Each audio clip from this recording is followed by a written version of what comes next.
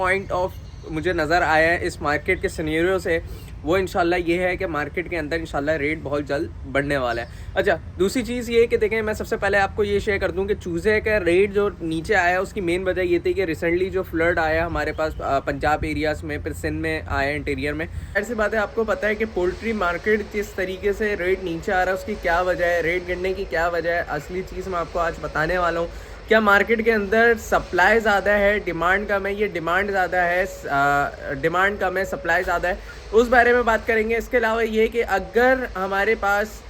जिसने 212-220 रुपये का चूज़ा प्लेस किया हुआ है और हमारे पास कॉस्टिंग में ही नहीं आ रहा, तो उसको किस तरीके से कवर करना है, तो आज की वीडियो में मैं आपको बताने वाला हूँ तो किस तरीके से हमने देखना है। देखें, फार्म रेट रिसेंटली ग्राफ जो है वो आ रहा है, ठीक है। सबसे पहले आपको जो है वो ग्राफ के अकॉर्डिंग मैं आपको बताता हूँ कि रिसेंटली 10 डेज़ का जो एक मैंने आपको एक सर्कल बताया है कि भाई किस तरीके से हमारे पास जो है वो रेट जो है वो ऊपर गया है, फिर नीचे गया है। अस्सलाम वालेकुम दोस्तों, उम्मीद करते हैं आप सब खैरियत से होंगे। भाई इस वक्त जो है ना, मैं आप लोग को एक बहुत ही इंटरेस्टिंग टॉपिक के ऊपर वीडियो बनाने वाला हूँ। कुछ डाटा जो है मैंने कलेक्ट किया है, क्योंकि जाहिर सी बात है, आपको पता है कि पोल्ट्री मार्केट जिस तरीके से रेट नीचे आ रहा है उसकी क्या वजह है, रेट गिरने की क्या वजह है, असली चीज़ मैं आपको आज बताने वाला हूँ। क्या मार्केट के अंदर सप्लाई ज़्यादा है, डिमांड कम है? ये डिमांड ज़्यादा है, डिमांड कम है, सप्लाई ज़्यादा है, उस बारे में बात करेंगे। इसके अलावा ये कि अगर हमारे पास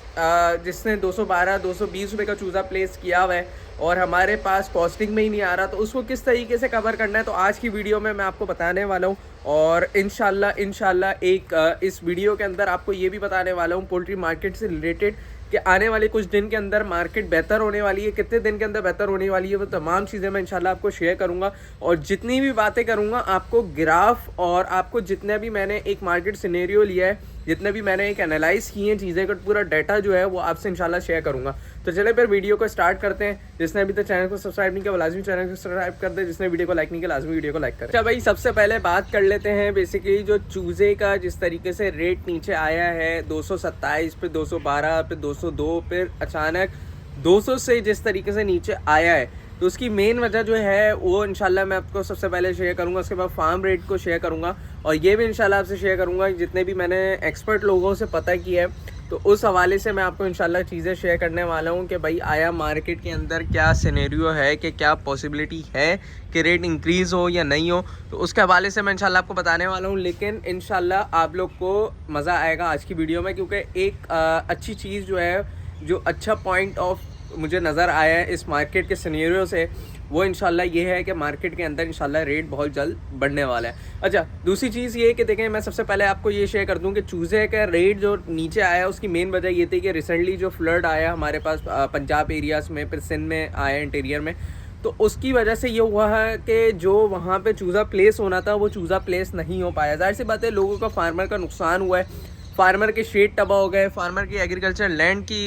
जो है वो आप ये समझें कि पूरी लैंड जो है वो ख़राब हो गई है। तो जाहिर सी बात है, देखिए, जब लैंड ख़राब होगी तो वहाँ पे कुछ काम ही नहीं कर सकता वो। फिर अनफॉर्चुनेटली हमारे पास कुछ रीज़न्स ऐसे हैं जो कि हमारे पास कुछ मिडिल क्लास जो है उसका अगर एग्रीकल्चर पे नुकसान हुआ तो ठीक ठाक नुकसान हुआ, घरों का नुकसान हुआ, तो एटलीस्ट जो एक मिडिल क्लास से भी आप ये समझें कि नीचे की जो आप ये समझें कि हमारे पास जो तबके के लोग हैं उनका जब 20-30 लाख रुपए का नुकसान हुआ, तो जाहिर सी बात है वो फार्मिंग में नहीं आ सकते। एक तो हमारे पास क्लैश जो है वो चूज़े का वहाँ से हुआ। फिर दूसरा डिफरेंस हमारे पास यह है कि जो कंट्रोल शिट है, जिधर सियालकोट वगैरह हो गया, या इसके अलावा ये कि आपने अपर एरियाज़ में देखा कि बहुत इन्फेक्ट है, यहाँ तक ये कि घारो ढाबी जी भी जो है वो इन्फेक्ट हुआ था, ठीक है। तो अब बारिश की वजह से, अब उसकी वजह से क्या हुआ,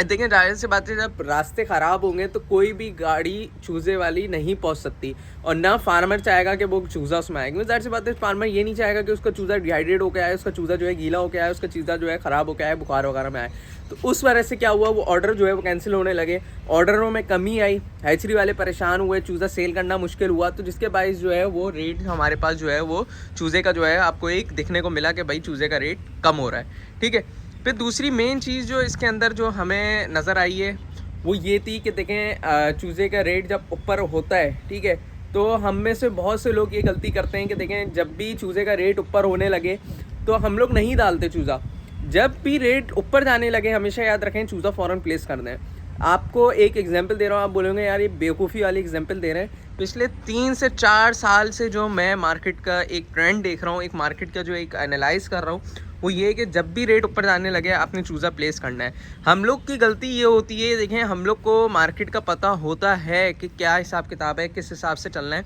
लेकिन हमारी सबसे बड़ी गलती ये होती है कि हम जो है वो चूज़ा डालते ही जब मार्केट के अंदर चूज़ा नीचे आने की तरफ हो या चूज़ा एक जगह स्टेबल हो जाए। चूज़ा जब भी एक जगह स्टेबल होगा, याद रखें, या तो पे मार्केट क्लैश होती है या तो फिर उसमें जो है प्रॉफिट के चांसेस कम हो जाते हैं। जब भी रेट ऊपर जा रहा होता है चूज़े का, तो याद रखें कि आने वाले उसके 40 डेज़ के अंदर जो है सर्कल के अंदर मार्केट का जो है फार्म रेट भी जो है वो इंक्रीज़ हो रहा होता है, यानी कि मार्केट का फार्म रेट जो है वो शूट कर रहा होता है। तो ये चीज़ें होती हैं, इस तरीके से आप लोग ने कंट्रोल करना है कि भाई इस तरीके से पॉइंट ऑफ व्यू से देख के चलना है। ये कर लेते हैं, देखें फार्म रेट जो है उसको किस तरीके से हमने देखना है। देखें फार्म रेट रिसेंटली ग्राफ जो है वो आ रहा है, ठीक है। सबसे पहले आपको जो है वो ग्राफ के अकॉर्डिंग मैं आपको बताता हूँ कि रिसेंटली 10 डेज़ का जो एक मैंने आपको एक सर्कल बताया है कि भाई किस तरीके से हमारे पास जो है वो रेट जो है वो ऊपर गया है फिर नीचे गया है। तो 10 डेज़ का जो एक डाटा है वो मैंने आपको लोग से शेयर किया है ग्राफ के अकॉर्डिंग। उसके अंदर ये सीन है कि देखें जो हमारे पास जो एनालाइज़ किया है मैंने, वो ये कि 400 से मैंने जो है वो अपर से साइड स्टार्ट करी है और नीचे 300 तक गया हूँ। जो फर्स्ट आप ये समझें कि जो हमारे पास पिछले 10 दिन का जो रिकॉर्ड है, यानी कि 13 तारीख को वो 400 रेट, फिर 400 से नीचे आने लगा रेट। अब ये ग्राफ देखें आप किस तरीके से नीचे आ रहा है। ग्राफ में ये है कि 400 से 380 गया, फिर 380 से जो है आप ये समझें 360 पे आया, 340 से डायरेक्ट 330 320 नहीं आया, 340 से डायरेक्ट 310 पे आया। 310 पे आके अब आप देखें ग्राफ जो है वो स्टेबल हो गया। ग्राफ पहले ऊपर से ऐसे स्टार्ट हुआ, फिर कर्व हुआ और फिर डायरेक्ट नीचे जब आया, शूट हुआ है, तो नीचे आके स्टेबल हो गया। स्टेबल होने की निशानी ये होती है कि देखें ग्राफ में हमेशा याद रखें कि जब भी स्टेबल हो रहा है तो इसका मतलब ये है कि मार्केट की पोजीशन बेहतरी की तरफ आ रही है, मार्केट आया बेहतरी की तरफ जा रही है, मार्केट अब मज़ीद नीचे डिक्रीज़ नहीं होगी, मार्केट इंक्रीज़ होने के चांसेस जो है वो बढ़ रहे हैं। इसी तरीके से जो चूज़े का रेट है उसके हवाले से भी अभी मैं आपको ग्राफ दिखा रहा हूँ। जो ग्राफ आपको आ रहा है चूज़े के रेट के ग्राफ के हिसाब से भी आप देखेंगे चूज़ा एक मैंने जो है जो स्टार्ट किया हुआ है वो 112 से स्टार्ट किया है और 112 से देखें डायरेक्ट जो 60 तक फिगर लेके आया हूँ उसमें भी आप देखें स्टेबल हो रहा है अभी। तो स्टेबल इसमें भी यही मज़ीद चांसेस हैं कि भाई इसमें भी बेहतरी आएगी। तो ये है कि इस तरीके से आप लोगों ने देखना है कि किस तरीके से देखना है। अब बात ये कर लेते हैं कि देखें मार्केट के स्टेबल होने की वजह से जो है जो रेट इंक्रीज़ होने के चांसेस हैं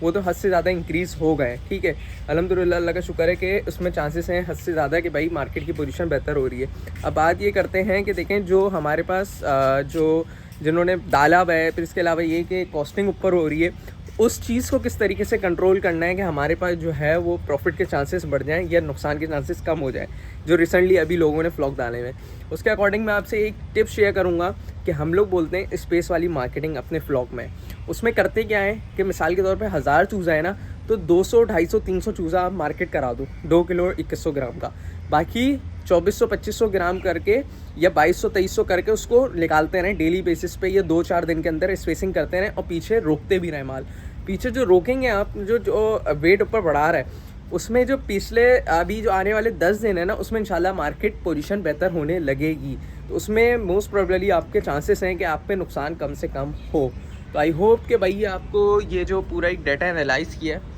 इसके बारे में आपको एक मज़ीद जो है वो इंशाल्लाह मैं कोशिश करके आपको एक वीडियो बनाऊंगा, और उम्मीद है आपको ये एक जो इन्फॉर्मेशन है ये पसंद आई होगी। और अगर पसंद आए भाई तो कमेंट करके लाजमी बताइएगा कि आपको इस तरीके से कैसा लगा, क्योंकि मैंने एक कोशिश ये करी थी कि आपको एक ग्राफ की शक्ल में जो है एक पिक्चर दूँ, क्योंकि रेट अगर दिखाता तो आपको नहीं पता चलता,